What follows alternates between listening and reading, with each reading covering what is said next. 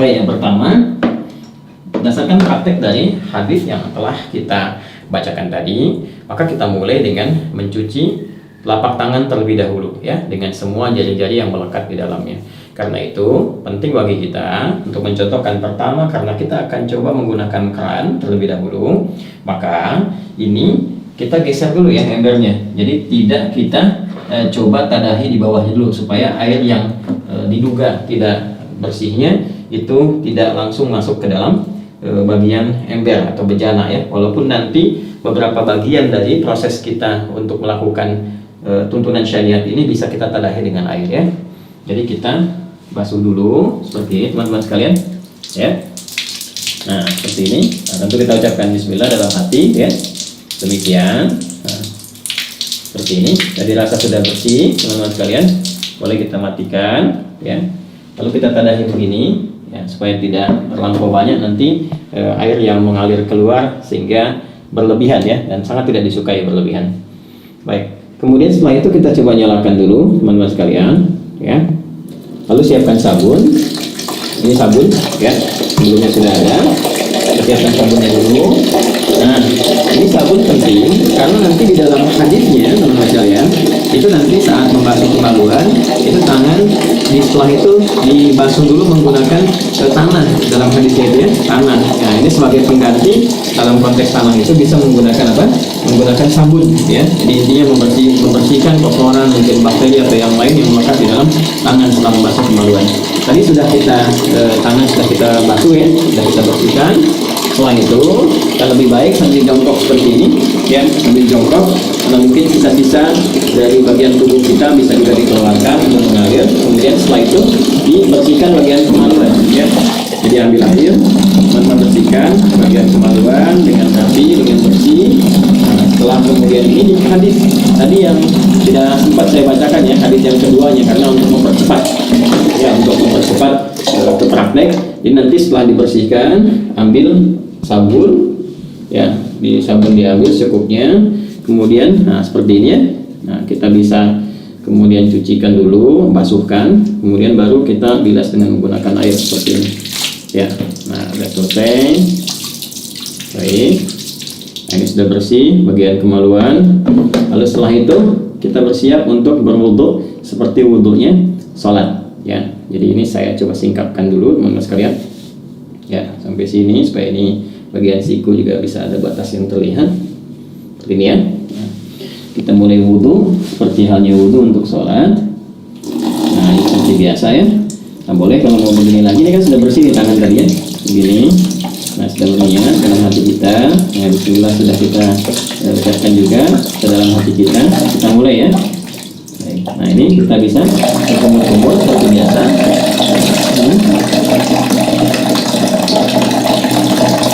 Nah boleh berkumur-kumur itu bisa sambil berkumur demikian. Lalu kemudian kita bisa serap sambil istinsyak dan istinsyak seperti ini cara pertama. Jadi saya sambil menyerap ke hidung bagian. Bisa juga kumur-kumurnya seperti tadi. Saya coba membersihkan bagian gigi ya.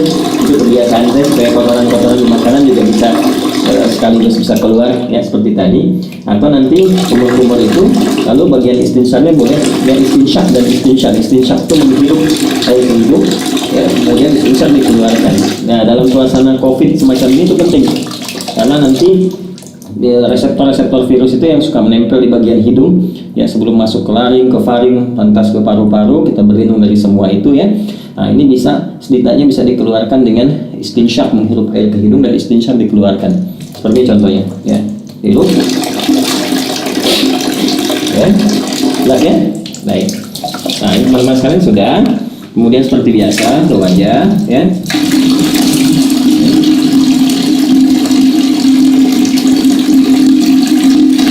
Teman-teman ya, ingat yang pernah saya contohkan. Jadi ngambil air ini saya ambilkan, ini nggak apa-apa saya agak ini karena saya tadah di bawah ya. Nah seperti ini, lihat baik-baik. Nah begini, ini yang jempol ya, ke bagian belakang telinga begini. Lalu seperti ini teman-teman. Nah tadi sudah begini ke bagian belakang begini. Nah yang telunjuk ke sini untuk membersihkan bagian ujung-ujung mata. Tuh. Kalau yang ada jenggot dimulai seperti ini ya. Baik. Seperti biasa, 2 sampai 3 kali, jadi boleh 2 kali, boleh 3 kali untuk menyempurnakan.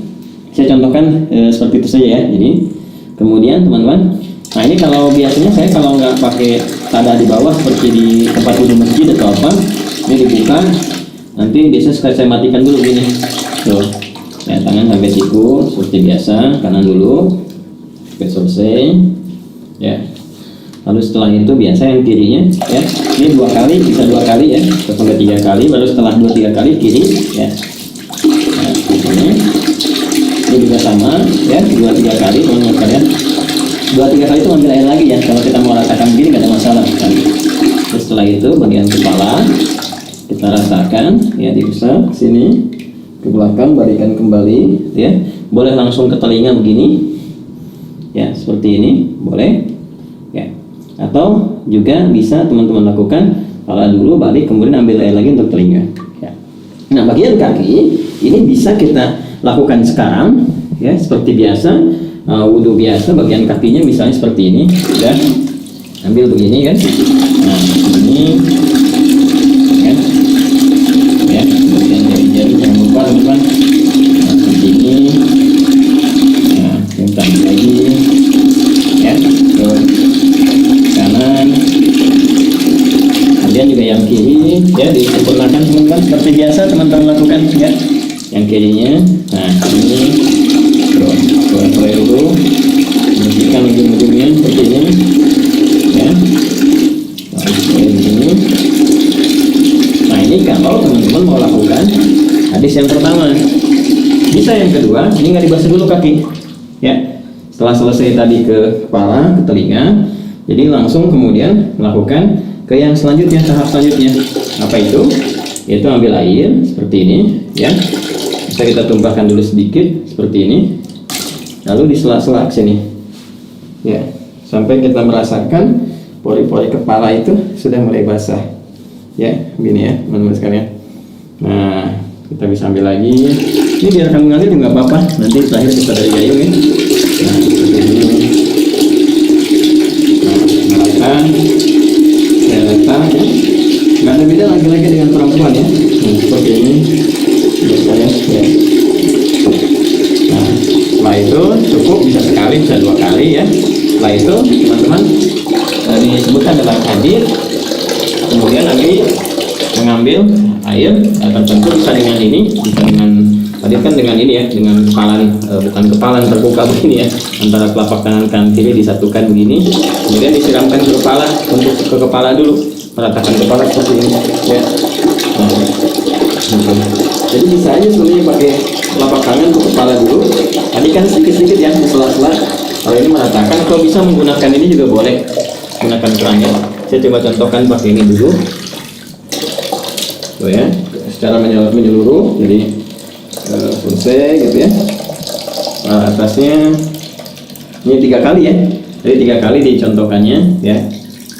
Jadi kita seperti ini, ya, boleh pakai gayung juga, ini untuk kepala dulu ya, tadi kan kepala. Nah baru setelah itu disiram, ya, siram di seluruh tubuh. Ini sudah merasakan rata, sudah enak ya. Nanti ada hikmahnya loh, kenapa kepala dulu gitu, itu ada hikmahnya ya, termasuk nanti terkait dengan kesehatan, kesegaran tubuh, dan juga bagaimana menghidupkan kembali semangat dalam beraktivitas supaya nggak malas, lemas, kemudian daya pikir jadi kuat dan sebagainya ya. Lalu kemudian membantu secara sempurna dari bagian kanan sampai kiri sampai dengan selesai. Ini kalau kepala sudah, kita turun dari sini ya. Nah sampai selesai, terus rasakan ya, jadi juga pinjam sini, terus rasakan sampai dengan selesai ya, sampai selesai semuanya ya. Sabun seperti biasa. Nah kalau pakai shower, nah ini ya di atas ini. Nah ini saya turunin dulu ya, biar memudahkan, biar nggak ini sama kamera, kan ini bisa begini juga ya. Nah ini tinggal begini aja, atau dipasang di atas seperti tadi ya. Nah ini begini, pasangkan lagi. Nah ya, kemudian seperti ini. Nah ini lebih rata ya. Ambil kanan, ini pakai apa? Pakai sabun dan seterusnya. Nah, kemudian selesai teman-teman sekalian.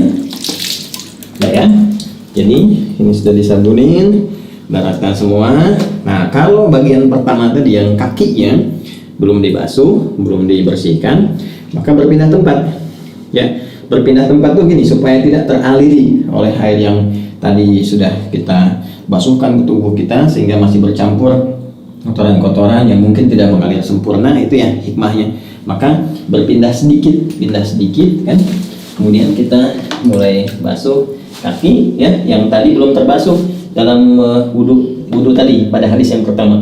Boleh kita basuhkan sesuai seperti yang dalam wudhu. Kita ambil misalnya begini ya, kita masukkan seperti ini ya, ini masuk kaki secara sempurna ya kan, lagi seperti ini ya. Atau karena saat mandi tadi kan sudah dibersih, gosok-gosok, bisa tinggal begini juga bisa ya, begini bisa. Nah seperti itu. Nah cuma kalau kita ambil hadis yang kedua, kita ingin gunakan wudhunya sempurna sampai dengan ke kaki seperti tadi saya contohkan, maka yang terakhir nggak perlu dilakukan lagi ya, cukup kita siram aja untuk selanjutnya gitu kan, selesaikan dan sudah selesai. Nah karena sudah mandi besar itu menghilangkan hadas-hadas yang besar, otomatis yang kecil juga hilang ya, jadi tidak perlu kita berwudu kembali. Kalaupun ada yang ingin berwudu kembali ya tidak dipersalahkan juga, tapi karena sudah selesai kan tadi wudu sudah, kemudian mandinya juga sudah, jadi tidak wudu pun ya tidak menjadi persoalan, tidak perlu wudu lagi, tinggal pakai handuk ya, diselesaikan, dirapikan dan selesai tuntas. Nah ini teman-teman, Abin nggak bawakan anduk jadi saya harus keluar untuk contohkan dulu, keluar kamar mandi dengan menggunakan kaki kanan ya. Kita keluarkan menggunakan kaki kanan seperti ini ya, sambil kita mengucapkan ghufranaka ya, ghufranaka alhamdulillahilladzi adhaba 'anil adha wa 'afani ya. Ya Allah ampuni kami, ya Allah maafkan, karena saat tadi di kamar mandi kan kita nggak berzikir ya, nggak mengucapkan kalimat thayyibah, dan dalam situasi tempat yang tidak bersih dan penuh dengan godaan-godaan setan. Kemudian kita juga bersyukur pada Allah, segala puji bagi Allah yang telah menghilangkan berbagai gangguan dan menyehatkan kita setelah kita mandi kembali. Jadi mandi itu ada kaitan dengan kesehatan, kekuatan. Nah, itulah Islam mengajarkan kita. Teman-teman sekalian, itu yang bisa di-share, disampaikan. Wah ini udah dicontohkan sepenuh hati, fisik dan jiwa. Jadi kalau belum jelas juga ya tinggal berikan petunjuk dengan cara apa lagi saya mesti mengajarkannya. Ini hadisnya sudah ditampilkan, maknanya sudah disampaikan, bahasa-basahan juga udah, tinggal mudah-mudahan bermanfaat. Ya, saling mendoakan. Terima kasih. Subhanakallahumma wa bihamdika asyhadu an la ilaha illa anta astaghfiruka wa atubu ilaik. Assalamualaikum warahmatullahi wabarakatuh.